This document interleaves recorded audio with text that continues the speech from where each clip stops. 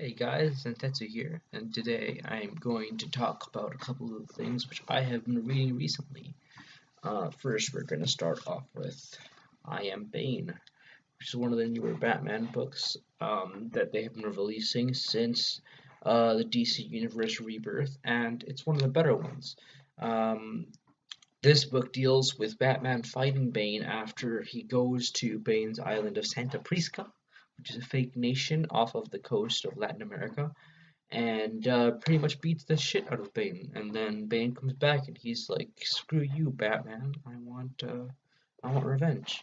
And it's a very simple revenge story, but there's also a lot of nuance to it. There's a lot of cool scenes inside of it, as you can see.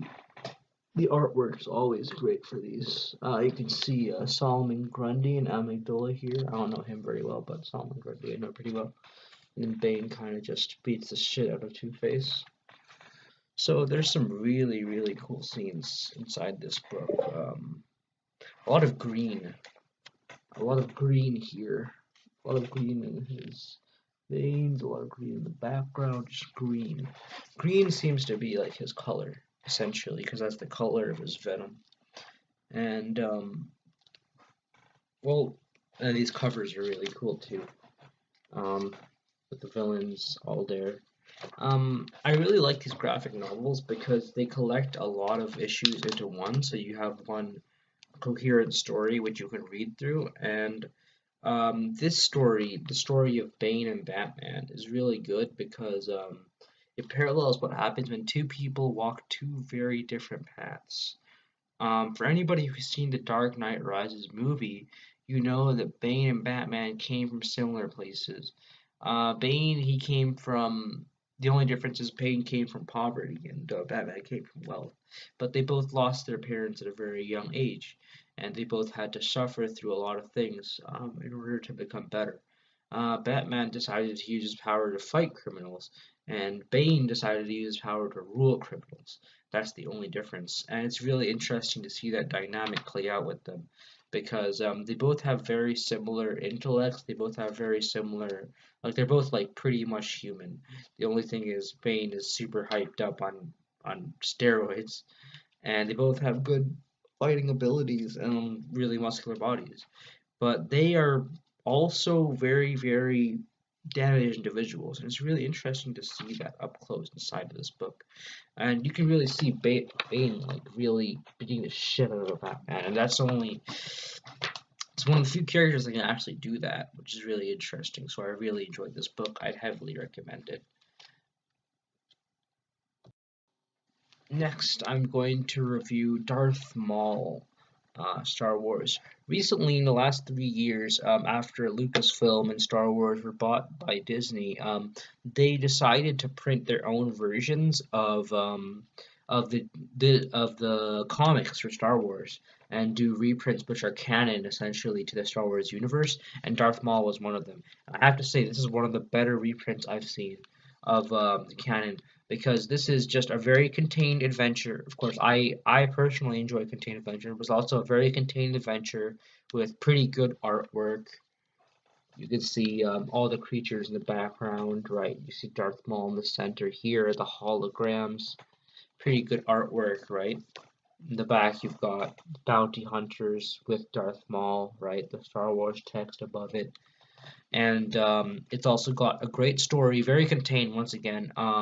Darth Maul has to go find this Jedi Padawan because he wants to fight her. Because the thing is, with the Sith, right, there can only be two, a master and a servant. And the servant, well, he wants to test his skills, but the Sith have to remain hidden. And that's why Darth Maul wants to go and find this Jedi that's being auctioned off on this planet, right? Nalhada, I believe, or Narshada, either one of them, like a smuggler's planet. She's being auctioned off, and he wants to find her not because of personal gain, but more because like he wants to just fight her.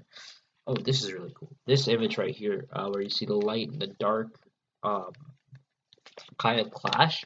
I really like imagery like this, because I think it really represents the two sides of Star Wars, the dark side, the light side of the Force, which are really, really interesting. Yeah. I like a lot of like visual flair. I like visual flair inside of like comic books. Um, oh, Cad Bane. Cad Bane right here. He's one of my favorite characters. 'Cause Cad Bane is he's a bounty hunter, but he's also like a very snarky dude. He's really like he seems like almost like Clint Eastwood if he were evil. Like that's the best way I could describe him. And he's got like booster packs like Star Lord and blasters. He's like super cool. And he's also not afraid to play dirty. Like there's a part in this book where a guy tries to fight him and he tries to like he wants to do a one-on-one duel, but he's like, nah, fuck it, I'm just gonna fight you dirty, you know? And it's really funny. So yeah, this book is also really good. It's a fun read. It's a light read, only like a couple, like 50, 60 pages. I don't know, like not too many. And if you're a fan of Star Wars, definitely check this out. It's also printed by Marvel Comics. Marvel has been doing the work for a lot of these side stories for Star Wars for some time now, and I think they've done a very good job with it overall. They really expressed the character of Darth Maul and gave him a lot of meat on his bones. Really, they gave him a lot more depth than there was in the movies, and I really enjoyed that. He seems a lot more like a Clone Wars character. He's a lot more different than like most Dark Lords, as in he's not just, oh, I'm bad guy for the sake of bad. Like no, he's a warrior, but he's like a respectful warrior. Like if you gain his respect, still probably gonna kill you, but he's gonna kill you in his way. Like he's gonna give you an honorable death, and that's what I really like about him. He seems like a Ronin, like a rogue samurai, and I really enjoyed Darth Maul's character overall. And this book really expresses it very well. Now I'm gonna bring up a ghost. So this is Bleach. Now, for all of you guys who read manga and anime, Bleach used to be very big, and it still is pretty big right now. Um, in the industry. It was up there with Naruto and One Piece at one point. They were called the Big Three, but Bleach took a dive, and mostly it's because of the most recent arc, which is the Thousand Year War arc. And because they have too many characters, and they don't give them enough backstory for them to be interesting. Obviously, the art is very good. Like Uryu's art right here is still solid, and Tite Kubo is still a good writer, but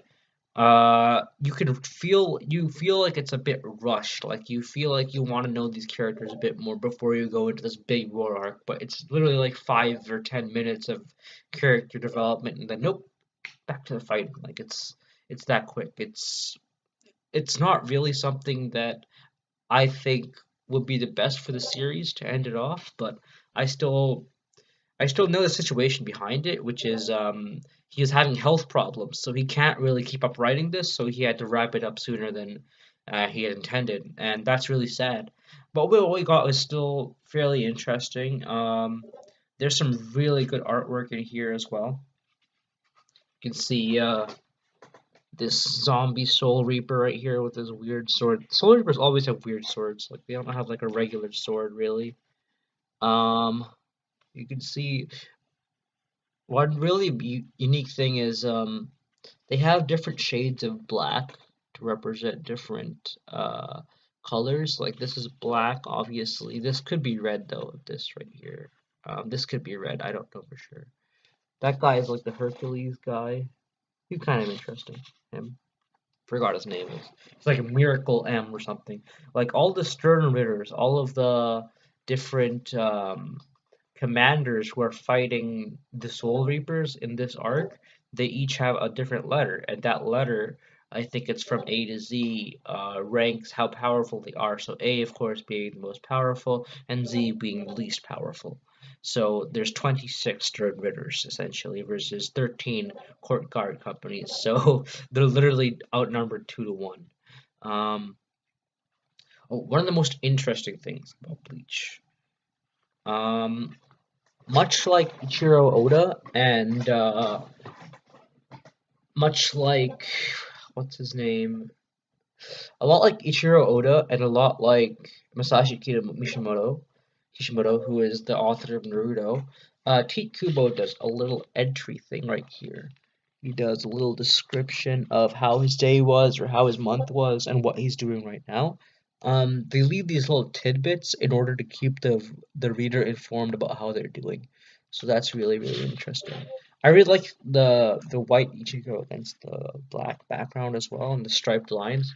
Bleach, if there's one thing like because every single manga and anime has a unique art style, right? With Naruto, I'd say it's circles. Like Masashi Kishimoto really prefers circles, and I'd say T Kubo really likes stripes. Like everything he does, he likes stripes in some way, shape, or form. Like as you can see right here, stripes right here. He really likes stripes a lot. But this is really cool. Okay. He leaves a little haiku, like a little poem right here, every single book he does. That's really, really cool. If my words had a form, they wouldn't reach you standing in the dark.